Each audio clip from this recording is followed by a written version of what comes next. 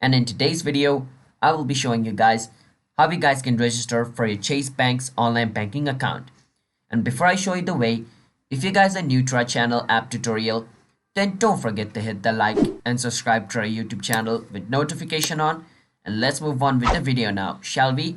So the first step, you want to search for Chase Bank login and click on versus enroll in Chase online banking over here. Once you do that, it's going to bring you to this page. Over here, scroll a bit down and click on enroll now. Once you do that, it's going to take you to its registering page.